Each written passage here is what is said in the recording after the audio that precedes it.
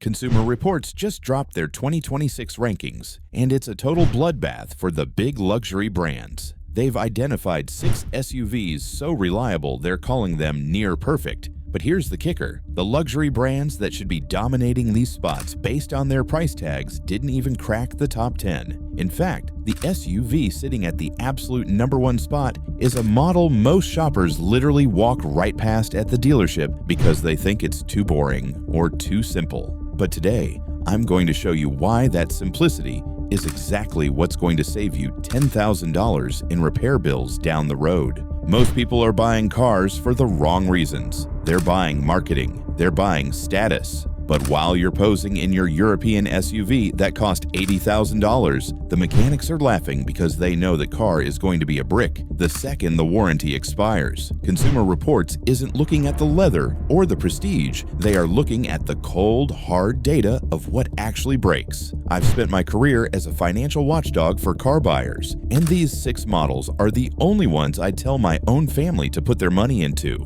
Stick around because #1 is a total shocker that just resurrected an entire brand from the brink of death with a staggering 97 reliability score. Starting at number 6, the Subaru Outback Wilderness. Consumer Reports slapped a 93 on this SUV, but honestly, no number can truly capture what this vehicle went through to earn that spot. This thing isn't just reliable, it's practically indestructible. Most of you remember the old Subaru head gasket failures. They haunted the brand for a decade. But for the Wilderness Edition, Subaru went back to the drawing board. They completely rebuilt the engine block from the ground up, changed the metallurgy to handle higher thermal stress, and redesigned the entire sealing technology. Now every single engine is tested for 200 straight hours before it ever goes into a vehicle. Most manufacturers test one engine in a batch of 1,000. Subaru is testing every single one. That alone tells you they weren't playing around.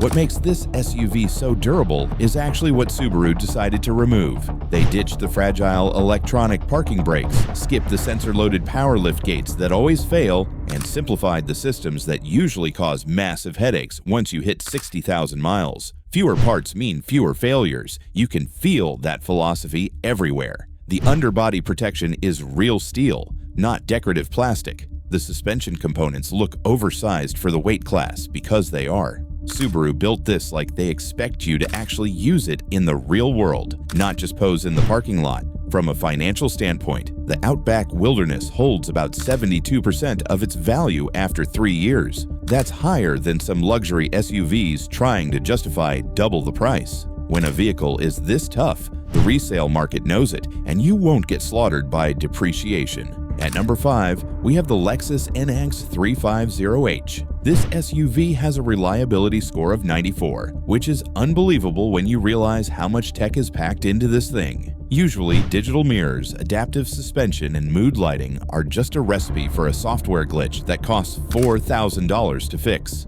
By all logic, this car should be a rolling nightmare. But here's the twist. Lexus didn't rush it. They actually delayed the launch of this specific model for 11 full months because they found 17 potential failure points during pre-production testing. They literally rebuilt entire systems before the public ever saw the vehicle. But the real secret to the NX 350H is the hybrid system. Lexus didn't just borrow the technology from their regular car lineup. They took components from Toyota's Industrial Equipment division. I'm talking about the same systems used in forklifts and warehouse machines that run non-stop for years in high-stress environments. That's why this car doesn't just deliver 39 miles per gallon, it does it with zero drama. Inside, it feels more like a baby LS limousine than a compact crossover. The materials are designed not to crack or off gas in extreme weather. Here's the part the dealers quietly hate. Lexus is selling this SUV with unusually low markups right now because they want to steal market share from the Germans. You're getting industrial-grade engineering disguised as a luxury car.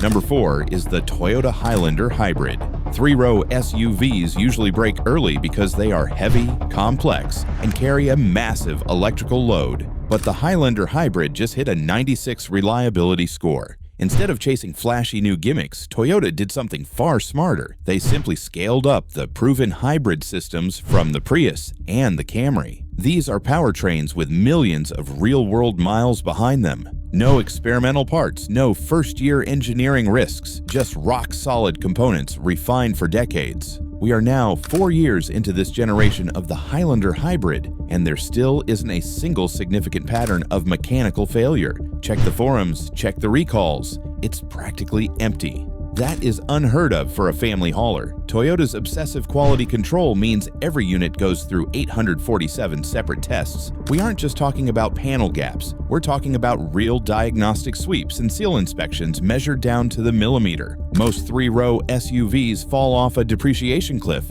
and lose 45% of their value in 3 years. This one holds 70%. Imagine paying $50 grand for a car and still having $35,000 in equity after years of use. That's not a car, that's a smart investment. Coming in at number 3 is the Honda CR-V Hybrid. This is the definition of quiet excellence. Honda took the hybrid system they'd been refining for more than a decade and built this powertrain like they expected it to hit 250,000 miles without a sweat.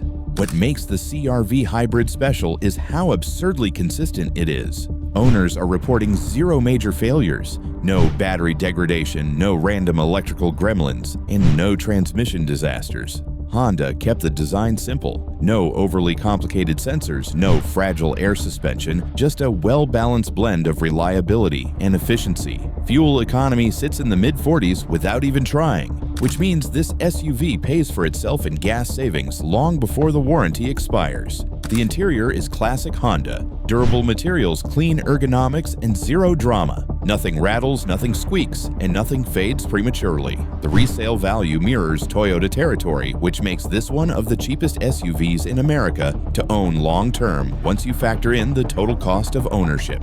At number 2, we have the Toyota RAV4 Hybrid. This is the quiet workhorse everyone forgets until they sit down with the reliability data, and then the whole room goes silent. Consumer Reports consistently ranks the RAV4 Hybrid as one of the most reliable vehicles sold in America, and the numbers back it up.